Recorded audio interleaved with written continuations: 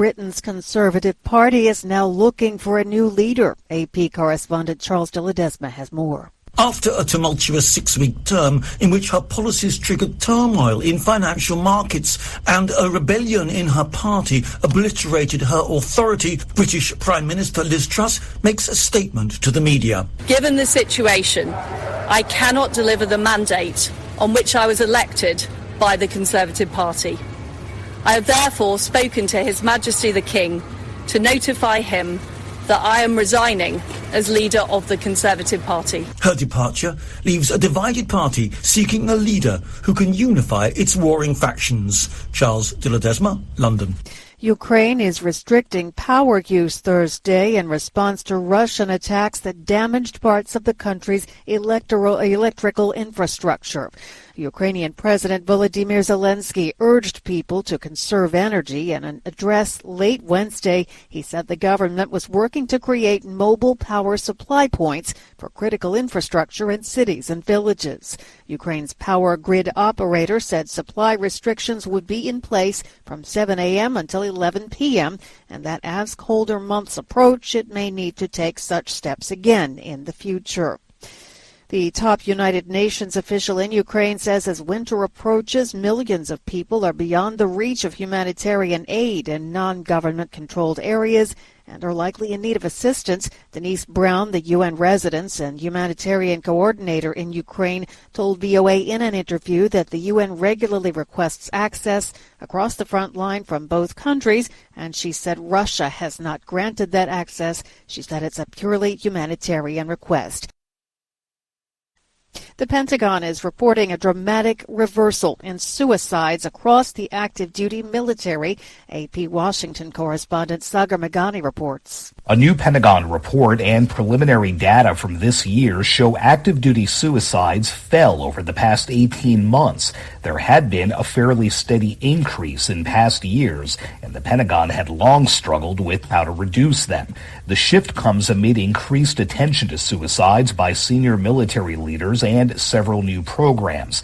It's unclear what impact they had or if pandemic-related travel restrictions and other things played a role. Sharp drops in Air Force and Marine Corps suicides last year and a similar decline in the Army earlier this year drove the decline. Sagar Meghani, Washington. Senior officials from the United States, Japan, and South Korea will meet next week in Tokyo amid escalating threats from North Korea. While the U.S. reaffirms its ironclad commitment to its allies, the State Department has declined to say whether Washington would consider the redeployment of tactical nuclear weapons to the Korean Peninsula and whether the South Korea government has made such a request. Earlier this month, Sherman and her counterparts from Japan held talks to condemn North Korea's October 4th firing of an intermediate-range ballistic missile over Japan that landed in the Pacific. It was the first such launch in 5 years. It prompted Japan to evacuate some residents in the area. Senior officials have said the U.S. continues to be open to dialogue with North Korea, but North Korean leader Kim Jong-un has rejected Washington's proposals for dialogue and said he will never give up nuclear weapons.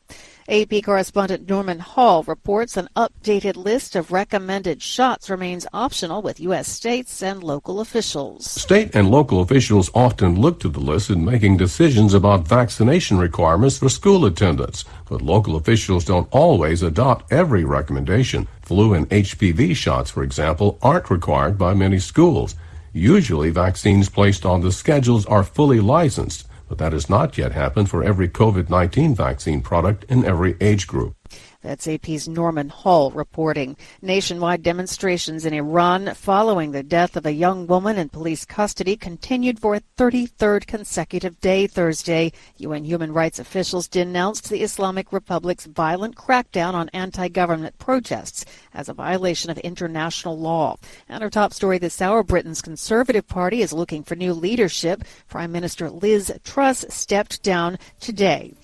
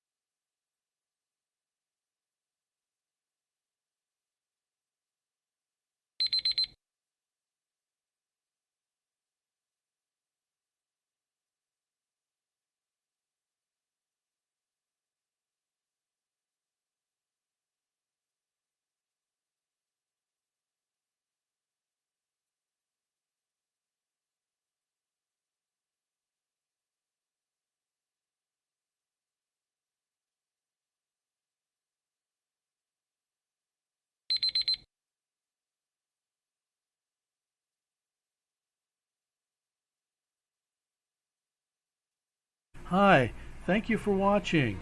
I hope the videos are useful for you. Please subscribe to my channel using the button below.